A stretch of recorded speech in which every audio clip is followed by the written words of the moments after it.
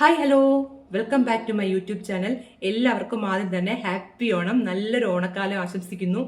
അപ്പോൾ ഇന്നത്തെ വീഡിയോ എന്താന്ന് വെച്ചാൽ ഓണക്കാലമല്ലേ. അപ്പോൾ ഓണക്കാലത്ത് നമ്മൾ കണ്ടുവരുന്ന കുറച്ച് സംഭവങ്ങളുണ്ട്. ഓണക്കാലം ആകുമ്പോൾ പണ്ടൊക്കെ നമ്മുടെ വീട്ടിലാണെങ്കിൽ നമ്മുടെ അമ്മമാര് ഒരുപാട് പലഹാരങ്ങൾ ഉണ്ടാക്കും അല്ലേ.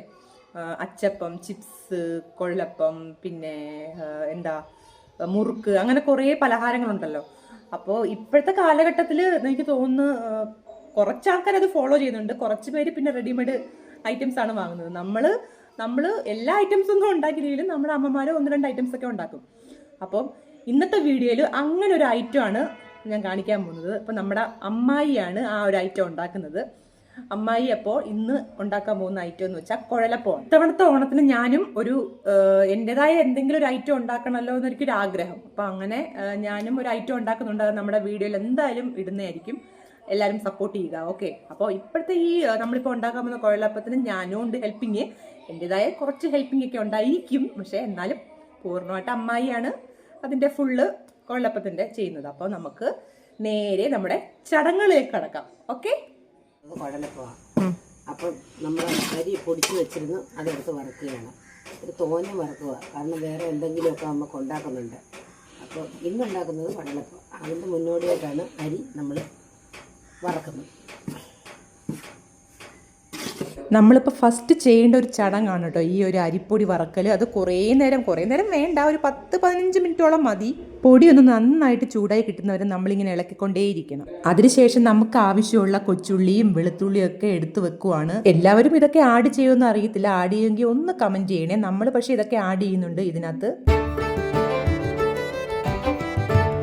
കുഴലപ്പത്തിനുള്ള മാവ് വറുത്ത് റെഡിയായി.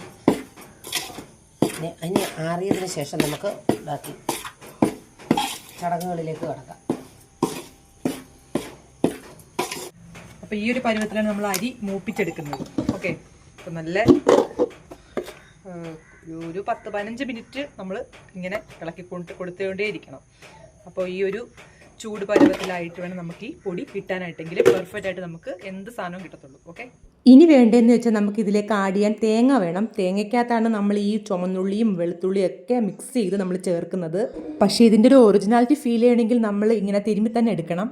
അങ്ങനെ നമ്മൾ എല്ലാം കൂടി ഇട്ട് പേസ്റ്റാക്കി അരച്ചെടുത്തിട്ടുണ്ട്.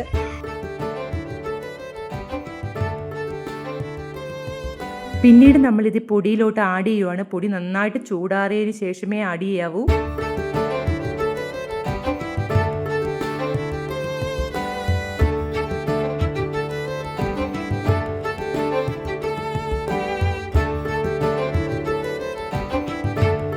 നമ്മുടെ ഈ ഒരു പൊടി കുഴയ്ക്കാനായിട്ട് നമുക്ക് കുറച്ച് ചൂടുവെള്ളത്തിൻ്റെ ആവശ്യമുണ്ട്. അതാണ് ഇവിടെ തിളപ്പിക്കുന്നത്. വെള്ളം തിളയ്ക്കുന്ന സമയം കൊണ്ട് നമുക്ക് കുറച്ച് പരിപാടിയുണ്ട്. കാരണം ഈ ഒരു പൊടിയിലേക്ക് നമുക്ക് ജീരകപ്പൊടിയും ഉപ്പും എള്ളും ആഡ് ചെയ്യണം. എള്ള് മസ്റ്റായിട്ട് ആഡ് ചെയ്യണം. എള്ള് ഒട്ടുമേ ഒഴിവാക്കാൻ പറ്റാത്തൊരു സംഗതിയാണിതിൽ.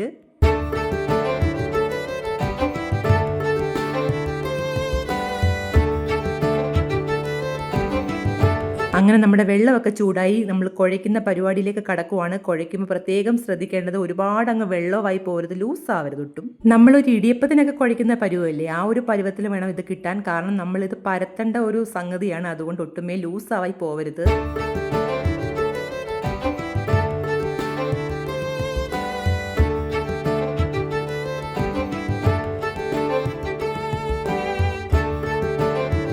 അങ്ങനെ നമ്മൾ ഈ ഒരു പരുവത്തിൽ സംഭവം കുഴച്ചെടുത്തിട്ടുണ്ട്. ഇതിൻ്റെ മീതെ കുറച്ച് എണ്ണയും കൂടെ തടവി കൊടുത്താൽ കുറച്ച് സോഫ്റ്റ്നെസ് നമുക്ക് കിട്ടും. അതിനായിട്ട് കുറച്ച് എണ്ണയും കൂടെ നമ്മൾ തടവി കൊടുക്കുന്നുണ്ട്. പിന്നീട് നമ്മൾ ചപ്പാത്തി പലകയിൽ നമ്മളിത് സംഭവം പരത്തി എടുക്കുവാണ്. ഇതാണെങ്കിൽ പരത്തി എടുക്കുമ്പോൾ ശ്രദ്ധിക്കേണ്ട കാര്യം എന്ന് വെച്ചാൽ നമ്മൾ അതിന് മീതെ ഒരു പ്ലാസ്റ്റിക് കവറൂടെ വെക്കുന്നത് നന്നായിരിക്കും. കാരണം ഇത് ചപ്പാത്തിയുടെ ഒരു പരുവം അല്ലാത്തതുകൊണ്ട് തന്നെ നമുക്ക് ഒട്ടിപ്പിടിക്കാനുള്ള ചാൻസ് കൂടുതലാണ്. അതുകൊണ്ട് ഈ പ്ലാസ്റ്റിക് കവർ മസ്റ്റായിട്ടും വെക്കണം. ഇത് വെച്ചിട്ട് അതിൻ്റെ മീതെ പരത്തുവാണെങ്കിൽ സംഗതി നമുക്ക് പെർഫെക്റ്റ് ആയിട്ട് കിട്ടുന്നതായിരിക്കും. പിന്നീട് തിളച്ച എണ്ണയിലേക്ക് നമ്മൾ ഈ ഓരോന്നായിട്ട് ഇട്ട് കൊടുക്കുവാണ്.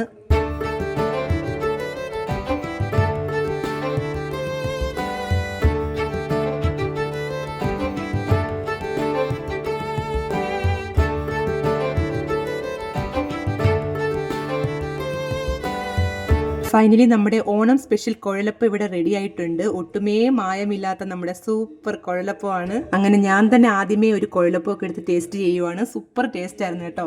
ഈ ഒരു ഐറ്റം നമ്മുടെ വീട്ടിൽ എല്ലാവർക്കും ഇഷ്ടമാണ്. അപ്പോൾ നമ്മുടെ ഓണം സ്പെഷ്യൽ കുഴലപ്പത്തിന്റെ വീഡിയോ എല്ലാവർക്കും ഇഷ്ടപ്പെട്ടെങ്കിൽ ഉറപ്പായിട്ടും ചാനൽ സബ്സ്ക്രൈബ് ചെയ്യണം, സപ്പോർട്ട് ചെയ്യണം, ഷെയർ ചെയ്യണം, ലൈക്ക് ചെയ്യണം. അടുത്ത ഒരു ഓണം റെസിപ്പി ആയിട്ട് വരുന്നവരേക്കും ബൈ.